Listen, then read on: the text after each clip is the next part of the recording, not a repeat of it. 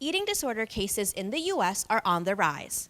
Straight ahead on WVU News, I'm Jhanvee Patel, and I'll tell you why female athletes are more at risk of developing one. Coming up on WVU News, the WVU Rockefeller Neuroscience Institute just published groundbreaking research on a new treatment for Alzheimer's disease. I'm Jhanvee Patel, and I'll tell you more on what this means for caregivers for individuals with Alzheimer's. Female athletes with an eating disorder are at risk of developing relative energy deficiency in sports, which occurs when an athlete doesn't consume enough calories to keep up with their energy needs during training and exercise. According to the CDC, more than 40,000 American babies are born with a congenital heart defect every year, and 1 out of 4 has a severe case. Thanks, Catherine.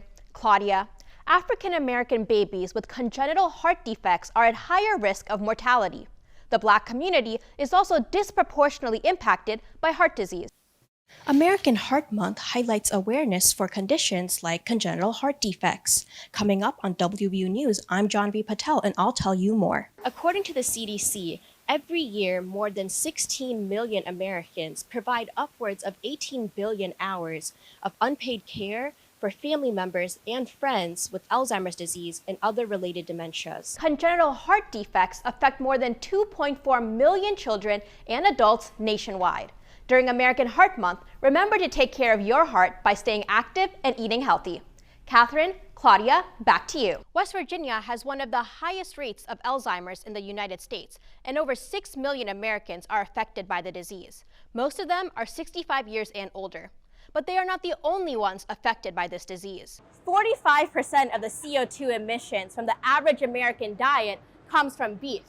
Swapping your red meat to chicken can reduce your carbon footprint by nearly half, according to new studies. But a vegetarian diet can do even more. Projections show that 37 million people could be afflicted with this disease around the world by 2050. This groundbreaking research was recently highlighted on 60 Minutes.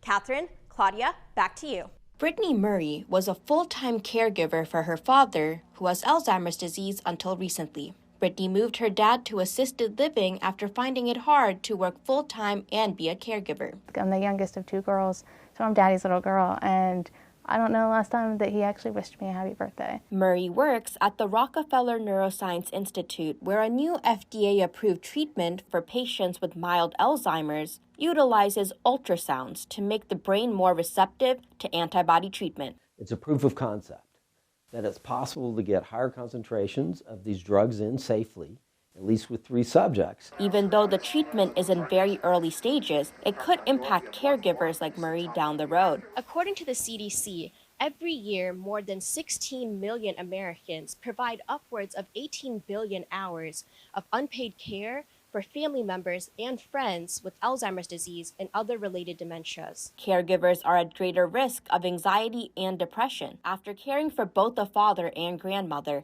Murray says the research is uplifting. It's not going to bring back my grandma. It's not going to help my dad, but hopefully it'll help others.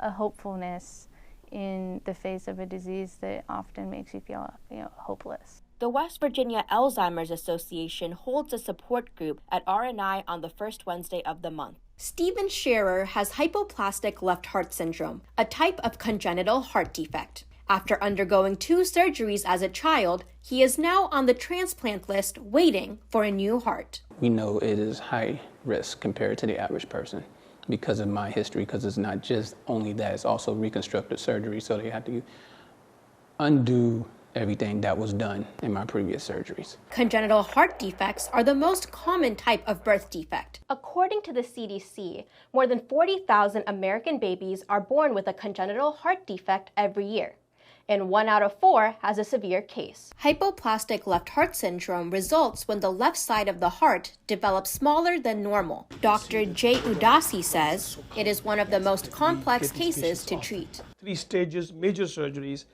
multiple caths, multiple imaging, CTs, cardiac MRI, cardiology follow-ups. Scherer says it takes an immense amount of support to keep going. Family support has definitely been key and to keep me grounded, because it definitely takes a toll on you physically as well as mentally and emotionally. So without them, it would be a rough road to go down. Shearer hopes to have a new heart in the next 6 months. Competed in her first Grand Prix event, Hannah Miller. Hannah Miller is a former elite competitive figure skater. She competed on Team USA, earning a total of 7 international medals during her career. There was something about being on the ice, something about all that hard work, all that dedication that my personality just thrived within. Figure skaters are stereotypically thin with long features, and Miller says she was a power skater with a more muscular build, which led to her developing disordered eating and body image issues. I was in this world of like, I need to micromanage what I'm intaking. I need to step on a scale every day. I need to work out a certain amount so that I'm burning a certain amount of calories. Eating disorder symptoms in athletes include weight loss, anxiety, and changes in mood and behavior. Female athletes with an eating disorder are at risk of developing relative energy deficiency in sports, which occurs when an athlete doesn't consume enough calories to keep up with their energy needs during training and exercise. 45% of female athletes struggle with an eating disorder, and the impacts tend to last even after athletes retire. Eating disorders are the most lethal of all psychopathologies. It's extremely concerning because of the toll that it takes on you psychologically and physically and socially, and it interferes with your life functioning. Miller says her family and sports psychologists noticed changes in her behavior when she was struggling, and their support was crucial in her recovery. It wasn't until I was out of sport till I was able to heal fully.